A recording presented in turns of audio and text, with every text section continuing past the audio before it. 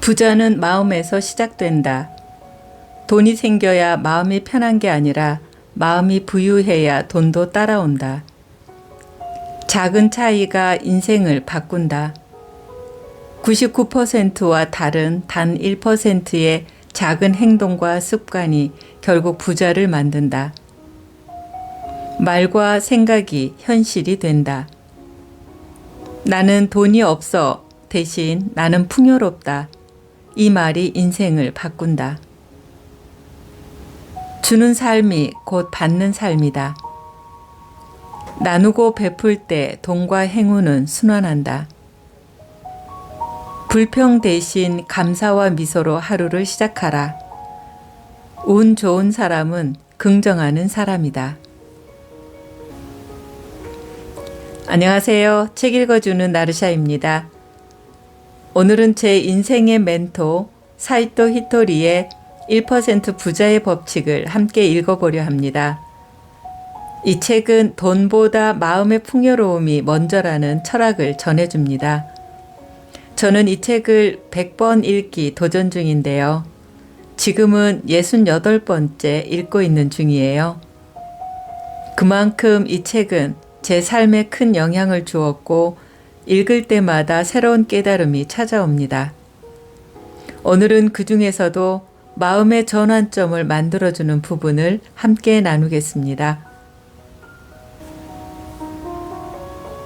자본주의 사회에서 가장 중요한 것은 무엇일까? 이 질문에는 당연히 돈이라는 대답이 따를 것이다. 그렇다면 자본주의 사회에서 행복을 누리는 사람은 많은 돈을 소유하고 있는 부자가 아닐까? 그래서 자본주의 사회에서 살고 있는 사람은 누구나 부자가 되기를 바란다. 부를 누리며 즐길 수 있는 삶을 위해 심신의 노력을 아끼지 않는다. 그러나 열심히 노력했을 경우 먹고 사는 문제는 해결될지 모르지만 부자가 될 수 있는 확률은 그다지 높지 않다. 그 이유는 무엇일까? 이 책의 저자 사이토 히토리는 운 좋은 일본 최고의 백만장자이며 최고 납세자로 꼽힌다. 그는 중학교를 졸업한 것이 최종 학력이고 학교 성적도 우수한 편은 아니었지만 주위에 있는 머리 좋은 사람과 최선을 다해 노력하는 사람, 재능이 뛰어난 사람을 제치고 수백억 원을 가진 부자가 될 수 있었던 것은 운이 좋았기 때문이다. 아무리 공부를 잘하고 재능이 있다 해도 운이 좋은 사람은 이길 수 없는 법이다. 운 좋은 사람에게는 운의 파동이 발산되어 운 좋은 일만 생기는 것이다. 운 좋은 부자들은 하기 싫은 일을 억지로 하지 않으며 돈을 벌기 위해서 애쓰지 않는다. 노력이란 하기 싫은 일, 내키지 않는 일이라 해도 돈을 벌기 위해 수고하는 힘으로 정신적 만족이라는 충족감을 바탕으로 형성되는 활력에 찬 생체 에너지가 발산되지 않기 때문이다. 이는 자신의 능력을 최대한 발휘할 수 있는 여건을 조성할 수 없다. 그 결과 자신이 제공한 힘에 대한 보답만 돌아올 뿐이다. 그러나 특별히 드러나 보이는 것은 없지만 누가 보더라도 즐거움과 편안함을 느낄 수 있는 사람, 왠지 함께 있는 것만으로도 저절로 미소가 지어지는 사람의 몸에서는 생체 에너지가 발산된다. 그 때문에 사람들을 끌어들이게 되고 그것이 부와 연결된다. 부자들에게 질문을 하면 흔히 다음과 같은 대답을 들을 수 있다. 돈이란 자기가 버는 것이 아니라 다른 사람이 벌게 해주는 것입니다. 바람직한 대인관계를 형성하는 것이 그만큼 중요하다는 의미다. 그리고 바람직한 대인관계는 다른 사람에게 즐거움과 편안함을 제공할 수 있는 사람, 왠지 모르게 함께 있는 것만으로도 저절로 미소가 지어지는 사람, 즉 생체 에너지를 발산하는 사람들의 공감대에 바탕한다. 그러나 이 같은 인격 형성은 노력을 통해서는 갖추기 어렵다. 일을 즐길 줄 아는 마음, 주어진 환경과 상황을 있는 그대로 받아들이고 수용할 수 있는 여유로운 마음이 있어야 한다. 자본주의 사회에서는 돈이 가장 중요하다. 하지만 인간에게는 즐거운 삶이 가장 중요하다. 그런데 가장 중요한 돈을 벌 수 있는 기본적인 인격 형성이 바로 일에 대한 즐거움과 여유로운 마음을 갖추는 데에서 시작된다는 것이 저자의 주장이다. 이는 또한 천회의 법칙, 균형의 법칙, 가속의 법칙, 78%의 법칙에 깔려있는 기본적인 사고방식이다. 노력을 한다는 것은 고통을 의미한다. 하기 싫은 일을 해야 하기 때문에, 하기 싫은 공부를 해야 하기 때문에 그것은 결코 즐거움을 주지 않는다. 다만 그 결과가 즐거움을 줄 수는 있다. 하지만 결과가 인생의 전부는 아니다. 하루하루의 삶 자체가 항상 소중한 것이 인생이다. 또한 노력에 따른 결과는 작은 부에 지나지 않는다. 주어진 환경에서 행복을 느낄 줄 아는 사람, 자신의 일을 즐기며 그 즐거움을 다른 사람과 함께 공유할 수 있는 여유를 갖고 있는 사람이야말로 진정한 부자가 될 수 있다. 파랑새는 결코 멀리 있지 않다. 아니, 파랑새는 이 세상에 존재하지 않는다. 인간의 마음, 인간의 여유로운 마음이 파랑새를 만들어낼 수 있으며 그것이 바로 인간이기 때문에 가능한 행복 찾기다. 그리고 그것이야말로 진정한 부자를 만들어준다. 즐거운 마음으로 살아라. 웃음은 삶의 가치를 바꾼다. 세상은 단순하다. 나는 오랫동안 세상은 단순하다고 주장해왔다. 그런데 이 생각은 이제 숨을 쉬는 공기와 같이 자연스러운 가치관으로 자리 잡았다. 하지만 사람들은 대부분 그렇게 생각하지 않는 듯하다. 세상이 단순하다는 사실을 확실하게 이해하고 있는 사람은 10명 정도나 될까? 그 10명은 모두 내 제자들이다. 그들은 모두 나와 같은 일을 하고 있고 나만큼은 아니지만 사람들에게 이른바 부자라고 불린다. 제자라고는 하지만 내게서 일에 관한 어떤 특별한 노하우를 배운 사람들은 아니다. 내 가치관을 이해하는 사람들이라는 의미에서 제자라고 표현한 것뿐이다. 나는 오래전부터 사람을 만날 때마다 세상은 단순하다고 얘기해왔다. 하지만 대부분 내 생각을 이해하지 못했을 뿐 아니라 이해하려조차 하지 않았다.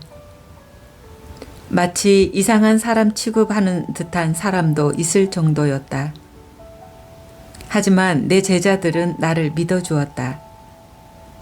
그들에게 내가 늘 얘기한 것이 바로 세상은 단순하다는 사실이다. 좀 더 얘기를 진전시켜 보자. 모든 바람은 돈을 통해 이루어지는 것일까? 그리고 돈을 통해 이루어진 바람은 사람에게 반드시 행복을 안겨주는 것일까? 유감스럽지만 그렇지 않다. 돈만으로는 행복을 손에 넣을 수 없다. 행복을 위해서는 돈 말고도 건강한 몸과 풍요로운 마음이 요구된다. 이 세 가지가 조화를 이루어야 모든 바람이 충족될 수 있다. 그렇다면 돈이 없으면 어떻게 될까? 돈이 없으면 살 수 없는 것일까? 물론 그렇지 않다. 하지만 돈이 없으면 마음에 들지 않는 사람에게 고개를 숙여야 하는 바람직하지 못한 결과가 현실로 나타난다. 사람은 누구나 장점을 갖고 있다. 단, 자칫 오판하게 되면 단점이 증가함으로써 결국에는 기분 나쁜 사람이 되고 만다. 누구나 가급적 기분 나쁜 사람은 상대하고 싶지 않을 것이다. 하물며 마음에 들지 않는 사람에게 머리를 숙여야 하는 인생이란 정말 답답한 인생이 아닐 수 없다. 아니, 절망적인 인생이라고까지 표현할 수 있다. 그런데 돈이 없으면 마음에 들지 않는 사람을 피해서 살 수 없다. 나아가 그런 사람에게 머리를 숙여야 하는 사태까지 발생한다. 나는 한약 판매 사업을 운영하고 있다. 그런데 손님들 중에도 왠지 기분 나쁜 사람이 있다. 그런 상대에게 다음과 같이 잘라 말할 수 있다면 얼마나 속이 시원할까? 당신은 마음에 들지 않는 사람입니다. 당신 같은 사람에게는 내 물건을 팔 수 없습니다. 하지만 보통 사람들은 그런 말을 하기 어렵다. 즉, 기분 나쁜 손님이지만 물건을 팔지 않으면 돈을 벌 수 없다는 생각 때문에 꾹 참고 사는 사람이 많다. 그러나 나는 마음에 들지 않는 손님에게는 물건을 팔지 않아도 된다. 나는 부자이니까. 부자인 덕분에 마음에 들지 않는 손님에게 머리를 숙이지 않고도 사업을 할 수 있다. 따라서 이처럼 행복한 일은 없다. 얼마나 단순한가. 행복을 향한 첫걸음은 웃음. 나는 부자이니까 마음에 들지 않는 손님의 비위를 맞추지 않아도 된다고 치자. 그렇지 않은 사람은 어떻게 해야 할까? 그 해답은 바로 웃음이다. 마음에 들지 않는 손님은 상대하지 말고 그 밖에 보통 손님들은 웃는 얼굴로 접대한다. 웃는 얼굴로 접대하면 손님은 반드시 기분이 좋아진다. 이 세상에 웃는 얼굴을 싫어하는 사람은 없으니까. 단, 그냥 웃기만 해서는 안 된다. 상대방에게 좀 더 즐거움을 안겨줄 수 있는 웃음에는 어떤 것이 있는지 생각해 본다. 그렇게 하면 그 생각 자체가 즐거움을 안겨줄 뿐 아니라 그와 동시에 매상도 껑충 뛸 것이다. 자기 자신도 즐겁고 매상도 올라간다면 이야말로 행복으로 향해 나아가는 첫걸음이 아닐 수 없다. 사업의 기본은 사람들에게 호감을 얻는 데 있다. 그리고 사람들에게 호감을 얻는 방법 중에 웃는 얼굴이 있다. 음식점이든 야채 가게이든 손님들은 한 끼 식사를 해결하거나 물건을 사기 위해서만 가게 문을 열고 들어서는 것이 아니다. 뭔가 즐거운 일이 있을 것 같은 기대를 안고 찾아온다. 그런데 가게 점원이 퉁명스러운 표정을 짓고 있다면 당연히 기분이 좋을 리 없다. 그렇다고 손님이 가게로 들어오는 순간 갑자기 얼굴 가득 미소를 띠는 것도 바람직하지 않다. 손님은 당신이 생각하는 것처럼 바보가 아니기 때문에 그런 식으로 속이려 해도 즉시 들통이 나기 때문이다. 내 얼굴이 코미디언으로 보입니까? 이처럼 손님을 불쾌하게 만들면 장사꾼으로서는 실격이다. 진심으로 자신이 하는 일을 즐기면서 그 즐거움을 손님에게도 나누어 주겠다는 마음을 가져보자. 그 순간 매상이 껑충 뛰는 소리를 들을 수 있을 것이다. 웃는 얼굴로는 부정적인 발상을 할 수 없다. 나는 사업을 하기 때문에 아무래도 장사꾼의 눈으로 사물을 보게 마련이다. 이는 직장인도 마찬가지다. 직장인들 또한 가능하면 마음에 들지 않는 상사나 거래처와는 상대하고 싶지 않을 것이다. 따라서 마음에 들지 않는 상대에게 당당하게 큰 소리를 칠 수 있다면 그것이 직장인으로서의 행복을 향한 첫걸음이라고 생각할 것이다. 그렇다면 어떻게 해야 할까? 장사하는 사람과 마찬가지로 직장인도 상사나 거래처의 마음에 들 수 있는 방법을 연구해야 한다. 그리고 그 결과는 역시 웃음이다. 항상 상대방의 기대에 부응할 수 있다는 듯한 그런 진심이 깃들여진 밝은 얼굴을 유지하는 자세가 중요하다. 웃는 얼굴을 유지하면 마음에 들지 않는 사람들이 주위에서 저절로 사라진다. 웃는 얼굴이 모든 것을 바람직한 방향으로 이끌어준다. 그리고 웃는 얼굴을 유지하고 있으면 사고방식도 자연스럽게 긍정적으로 바뀐다. 한번 시험해 보면 알 수 있지만 웃는 얼굴로는 부정적인 생각을 할 수 없다. 웃는 얼굴로 부정적인 말을 하거나 기분 나쁜 생각을 한다는 것은 불가능하기 때문이다. 웃음은 신이 인간에게만 내린 축복이다. 웃는 사람은 실제로 웃지 않는 사람보다 더 오래 산다. 과학자들은 수천 년 전부터 웃음이 왜 생기며 건강에 어떤 영향을 주는지에 대해 연구해 왔다. 그러나 웃음의 건강 효과에 대해 밝혀진 과학적 지식은 아직 미미하다.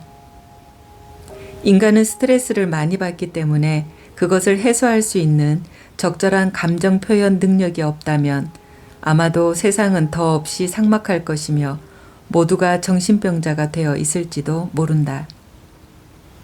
최근 미국에선 많이 웃는 사람들에게서 심장병 발병이 적다는 연구 결과가 나왔다.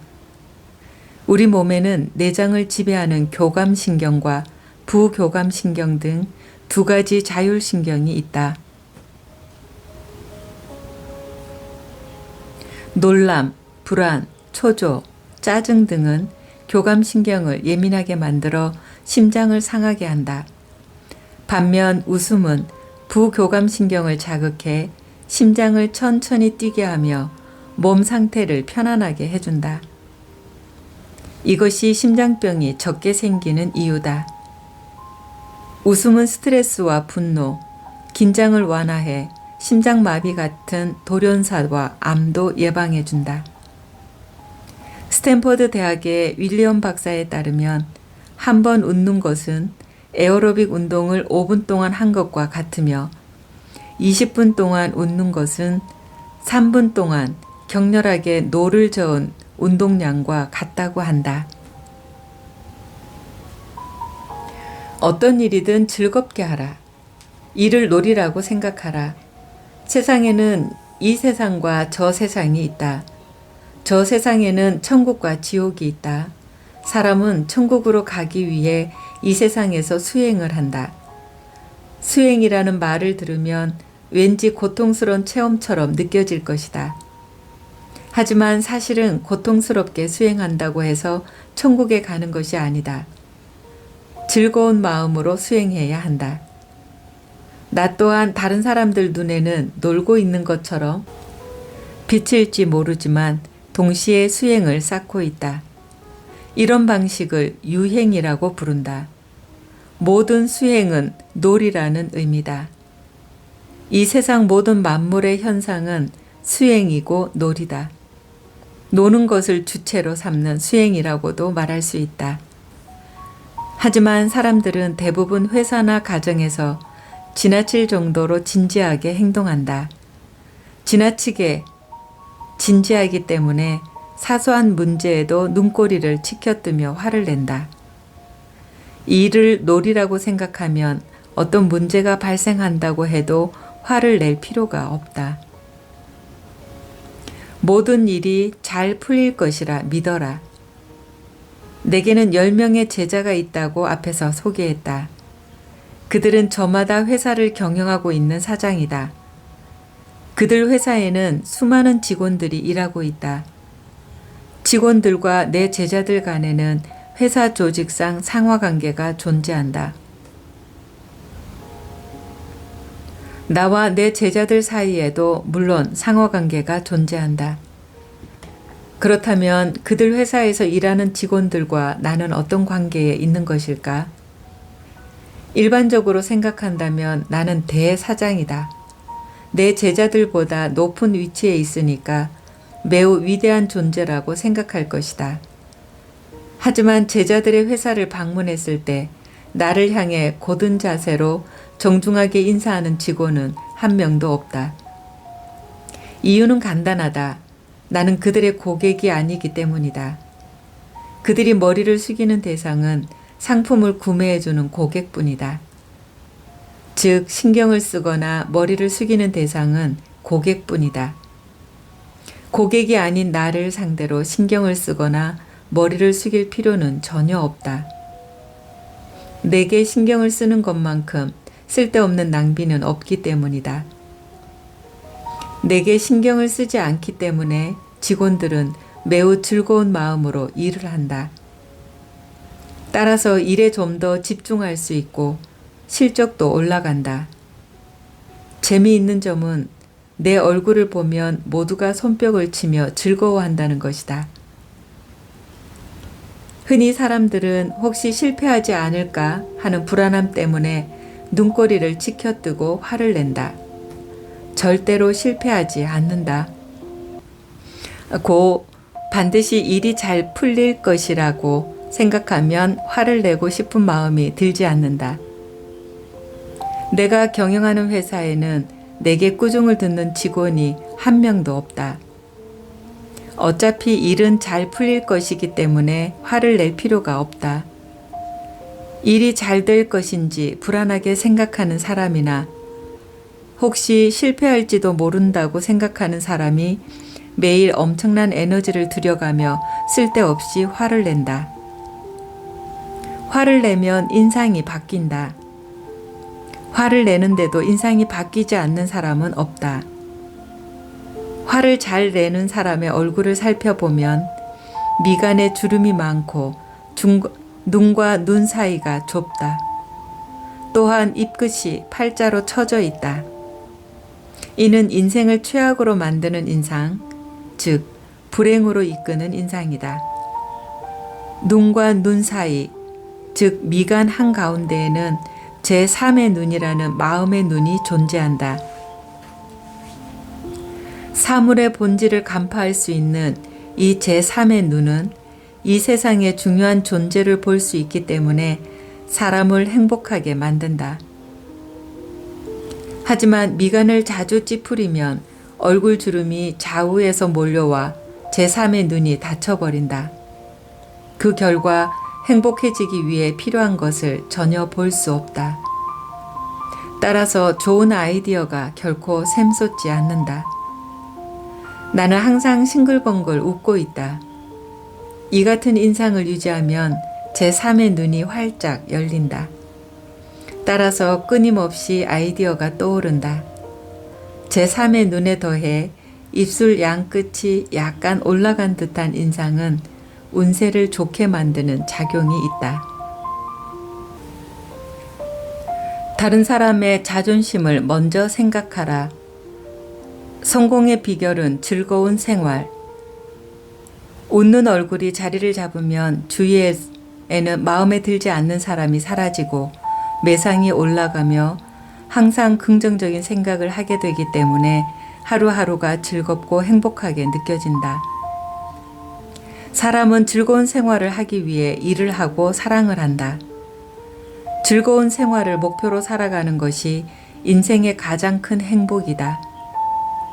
즐거운 생활을 목표로 살면 세상이 사뭇 다르게 보인다.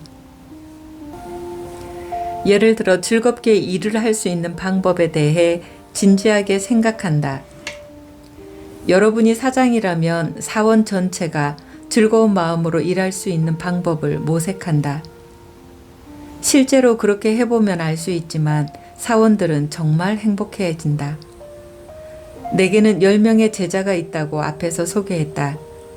그들에게 내가 가르친 내용은 경영의 노하우가 아니라 어떻게 해야 즐거운 생활을 할 수 있는지의 문제였다. 그들도 내 말을 즉시 이해한 것은 아니지만 나름대로 즐거운 생활을 실천한 결과 회사의 매출이 급속도로 신장되었다. 성공을 위한 비결이 있다면 그것은 즐거운 생활을 하려면 어떻게 해야 하는지 진지하게 생각하는 태도다. 자존심은 무엇인가? 그렇다면 어떻게 해야 즐거운 생활을 할 수 있을까? 즐거운 생활을 하려면 다른 사람이 가지고 있는 자존심을 높여주어야 한다. 사람은 자존심을 통해 자신이 이 세상에서 얼마나 소중한 존재인지 실감한다. 주위 사람들로부터 고맙다는 말을 들으면서 자신이 이 세상에서 도움이 되는 존재라는 사실을 자각할 때만큼 행복한 순간이란 없다. 예를 들어 사장이 평사원에게 다음과 같이 격려를 했다고 하자. 자네 덕분에 우리 회사의 매출이 작년을 웃돌았어. 그 말을 듣는 순간 평사원은 즉시 자존심이 충족될 것이다. 그래, 나는 이 회사에서 중요한 인물이야. 이 회사에 없어서는 안 되는 사람이야. 좋은 차를 타고 좋은 집에 사는 것도 형식적으로는 자존심을 충족시켜주는 행동이다. 사람은 바로 이 자존심을 충족시키기 위해 살아가는 존재인지도 모른다. 하지만 사람은 자신의 자존심을 충족시키는 한편으로 다른 사람의 자존심을 강탈하려 한다. 다른 사람의 결점을 날카롭게 지적하는 것으로 자신의 자존심을 충족시키려는 사람이 그 대표적인 예라고 할 수 있다. 다른 사람을 깎아내리는 데에 에너지를 소비하는 사람이 있다. 이처럼 한심한 행동은 없다. 다른 사람의 결점을 찾아 그것을 지적한다고 해도 자신에게 도움이 되는 것은 전혀 없다. 성공하려면 즐거운 생활을 하면 된다. 이를 위해서는 다른 사람의 자존심을 높여주어야 한다고 앞에서 말했다. 요컨대 다른 사람의 자존심을 충족시켜주는 태도가 중요하다. 다른 사람의 자존심을 충족시켜줄 수 있는 가장 좋은 방법은 그 사람을 칭찬하는 것, 어떻게든 장점을 찾아 칭찬하는 것이다. 무조건적인 칭찬이 가장 중요하다. 칭찬을 받은 상대방은 당연히 즐거워한다. 따라서 상대방이 즐거워할 수 있는 칭찬을 했을 때 당신은 그 사람의 자존심을 충족시켜 줄 수 있다. 반면에 상대방이 즐거움을 느끼지 못하는 칭찬은 의미가 없다. 상대방에게 즐거움을 주려면 먼저 여러분 자신이 그 사람에게 인정을 받아야 한다. 자신이 인정을 하는 사람에게 칭찬을 받아야 즐거움을 느낄 수 있기 때문이다. 마음에 들지 않는 사람에게 칭찬을 받았다고 해서 즐거워할 사람은 없다. 나는 지난 10년 동안 고액 납세자 순위 명단에 줄곧 이름 석자를 올릴 수 있었다. 그 덕분에 상대방의 자존심을 훨씬 더 쉽게 충족시켜 줄 수 있게 되었다. 나와 함께 식사를 하는 것만으로도 상대방은 즐거워한다. 따라서 상대방을 칭찬하기도 쉬워졌고 상대방의 자존심을 충족시켜 주기도 용이해졌다. 자신의 자존심만 중요하게 생각하는 사람. 단 신경을 써야 할 부분도 있다. 예를 들어 여러분이 성공을 해서 운전기사를 둔 벤츠를 탈 수 있는 상황에 놓였다고 상상해보자. 이제 다른 사람의 자존심을 충족시켜 줄 수 있는 입장에 있다. 따라서 운전기사에게 따뜻하게 한마디만 건네면 된다. 자네는 정말 장점이 많은 사람이야. 그 결과 운전기사는 곧 기분이 좋아질 것이다. 즉 가벼운 말 한마디로 운전기사의 자존심을 간단하게 충족시켜 줄 수 있다. 하지만 이렇게 생각하는 사람도 있다. 나는 운전기사가 딸린 벤츠를 타고 다닐 정도이니까 성공한 인물이야. 이는 자신의 자존심만 중요하게 생각할 뿐이다. 따라서 운전기사에게서 진심에서 우러나는 존경을 받을 수 없다. 따라서 설령 운전기사를 칭찬한다고 해도 상대방은 결코 기분 좋게 받아들이지 않는다. 결국 그런 사람은 언젠가는 대중교통을 이용해야 하는 신세로 전락한다. 아이디어를 얻으려면 독서를 즐겨라. 독서를 즐기는 사람만 책을 읽는다. 공부도 즐거운 마음으로 해야 능률이 오른다. 그렇지 않으면 의미가 없기 때문에 세심한 주의가 요구된다. 가장 좋은 공부는 독서다. 폭넓은 분야의 책을 많이 읽도록 하자. 단 책을 읽는 것이 고통이라면 굳이 독서할 필요는 없다. 독서를 즐기는 사람만 책을 읽는다. 학창 시절에는 열심히 공부했던 사람들도 막상 사회에 진출하면 좀처럼 책을 읽지 않는다. 이는 잘못된 행동이다. 사회로 나온 뒤에는 학창 시절보다 훨씬 더 많은 책을 읽어야 한다. 사회에서의 공부란 곧 행복의 키워드인 돈과 직결되기 때문이다. 그렇다면 책을 읽지 않는 사람은 어떻게 될까? 머릿속으로 술을 만든다고 가정해보자. 머릿속에 소주와 된장밖에 들어있지 않은 사람은 결코 우아한 칵테일을 만들 수 없다. 독서 또한 이와 비슷한 맥락에 있다. 칵테일을 아이디어로 치환해보면 쉽게 이해할 수 있을 것이다. 아이디어를 바탕으로 시작한 일은 실패하지 않는다. 아이디어는 다양한 종류의 재료들이 조합을 이룬 결과로 나타난다. 아이디어란 머릿속에 들어있는 재료의 양과 비례한다. 머릿속에 재료가 없으면 아이디어는 나오지 않는다. 반면에 다양한 재료가 들어있으면 당연히 아이디어는 풍부해진다.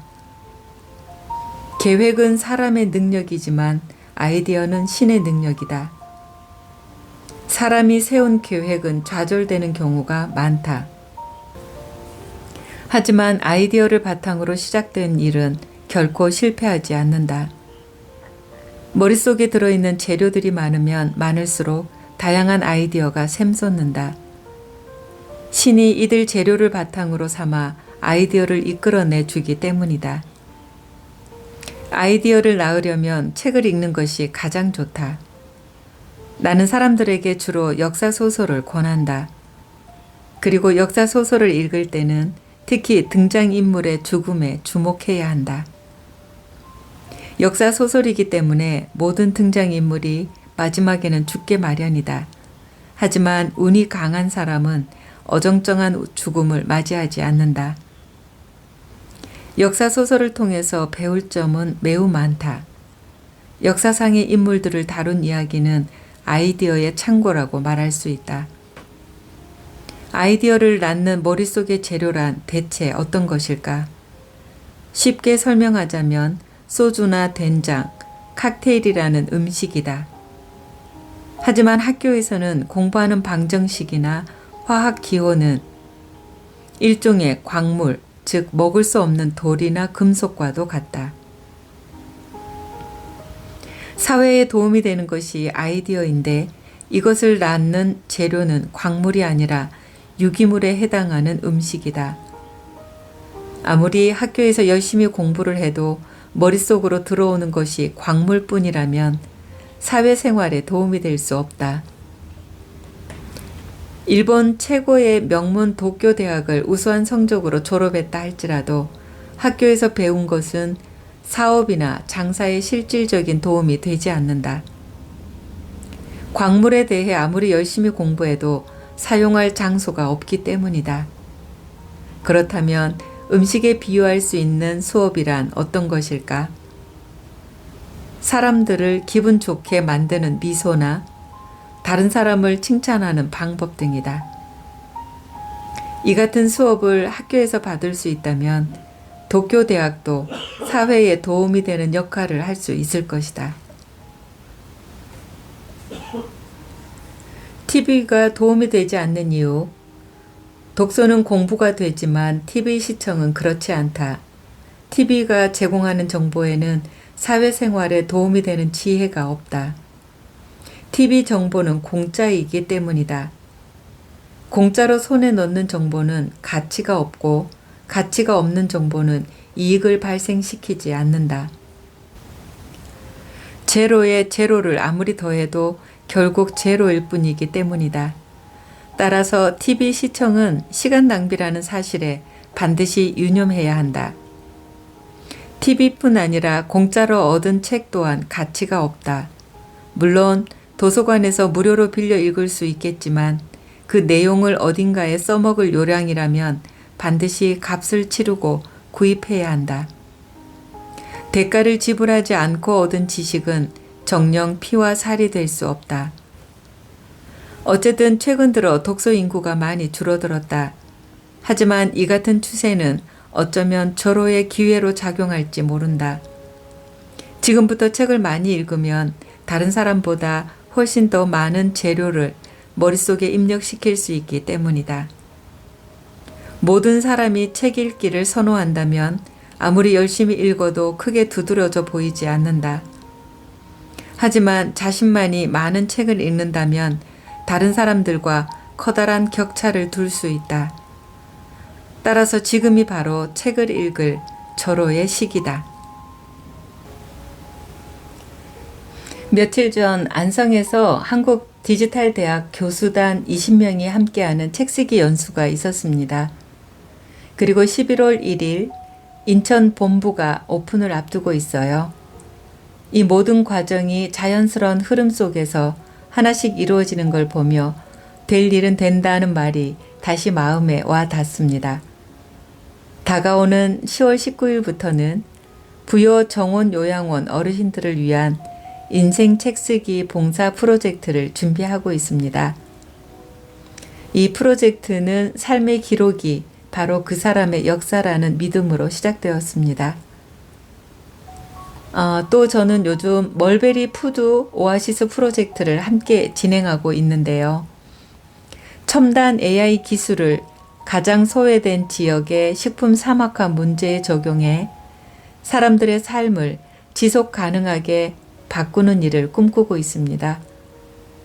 기술이 사람을 이롭게 하고 나눔이 다시 풍요로 이어지는 순환, 이 또한 1% 법칙이 전하는 메시지와 닿아 있습니다. 1% 부자의 법칙은 단순히 돈을 버는 법을 알려주는 책이 아닙니다. 마음의 부자가 되는 길, 그리고 작은 실천이 인생을 바꾸는 힘을 이야기합니다.